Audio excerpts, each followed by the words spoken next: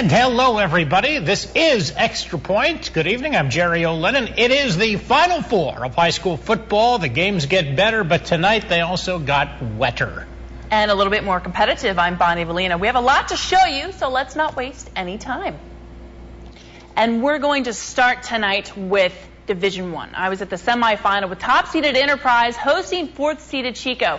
Both EAL teams are pretty good. Let's go ahead and take a look at the highlights. Chico Panthers are in the white, and it's Trevon Reed. Makes his way 14 yards to the end zone for the first points on the board, 7-up. And then next kickoff return, Travis Hall. You got to see him. Number 6, all the way to the end zone. 85-yard return for the equalizer, scores tied at 7. Minutes left into the second quarter. And Panther Cordero Rios finds the hole for the touchdown. Extra point is no good. Chico 13-7 into the half. Second half, and it's Hornets' turn. Brad Woods grinds his way all the way into the end zone. 14-13 Enterprise. Hornets advancing again. Zach Trueblood right there breaks another school record with that throw to Nick Thomasine. Trueblood's 27th touchdown pass of the year. They go on to win. Congratulations. They win 34-13 over Chico. But Bonnie, who will Enterprise play for the Northern Section Championship? We had to go up on the ridge to find out. Paradise and Foothill. In the regular season, Paradise rolled over Foothill by 28 points. Paradise in green looking to duplicate that performance tonight. And it wouldn't take long as Jonathan Dixon takes it in from 2 yards out. Paradise led 7-0. Next possession for Paradise, Tom Hayes airs it out to Jay Dance. He is wide open, 51 yards in the score, make it 14-0 Bobcats. Second quarter, Paradise pouring it on Dixon again, this time taking it right up the chute. Gone, 36-yard touchdown score, Bobcats leading it 20-0. Foothill trying to get back into the game. Ryan Pollard finds Davis Capon in the end zone. 24 yards, made it 20-6, but that was the only glimmer of light that Foothill saw all night.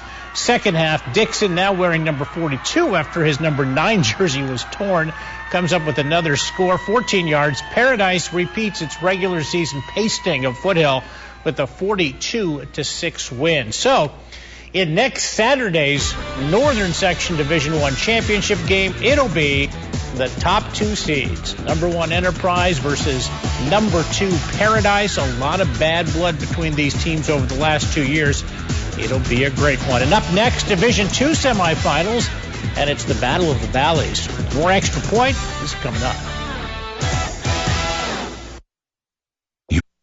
Welcome back. It's like the Valley Bowl 2 in the Division II semis tonight. CV beat West Valley earlier in the season, but the Eagles have a few injured players back, and that certainly doesn't mean that the Falcons aren't bringing their NAL champ play to this one. The Falcons are already up a field goal. Let's go and take a look. Eagles are in the brown and the driving. Josh Shavio breaking away on this run into the Falcon red zone. The Eagles' J.J. Waterman gets this one through the uprights for a tying field goal.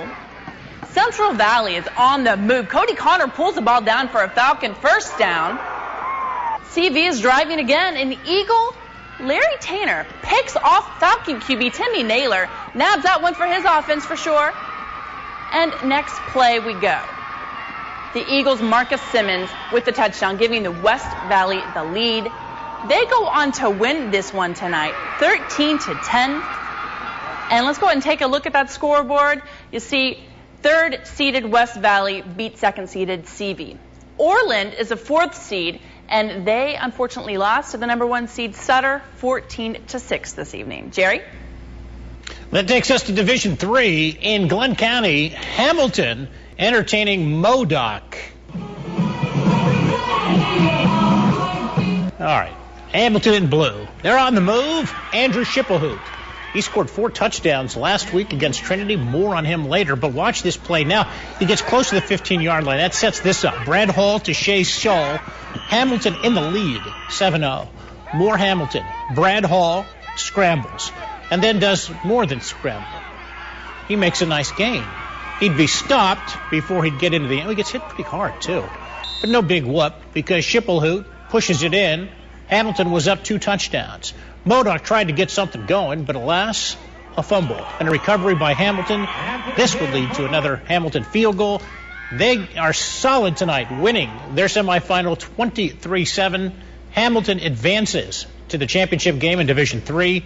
In the other semi, 4th seed Willows upsets number 1 seed Pierce 3-0. So it's Willows and Hamilton in the title tilt on Wednesday for Division III.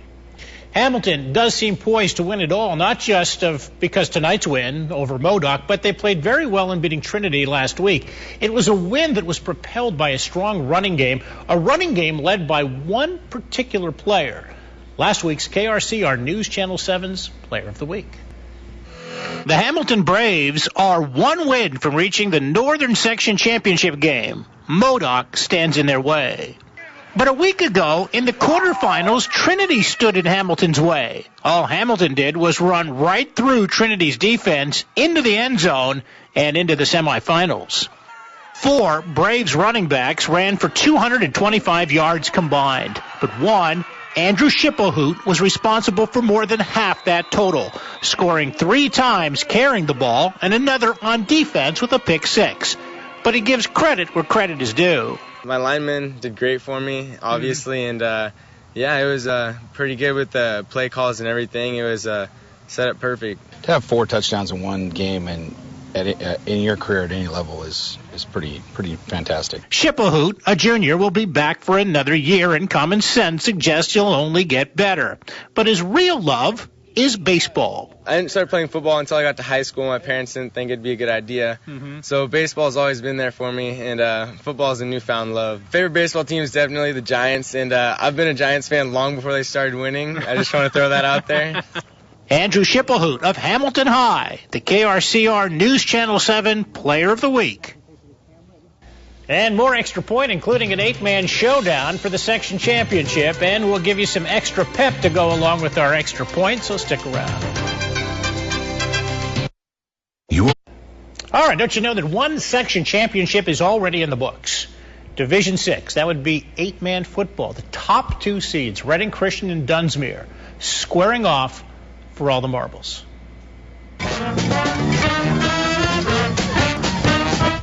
The Reading Christian Band, I'm fond of these guys. I'm not sure why.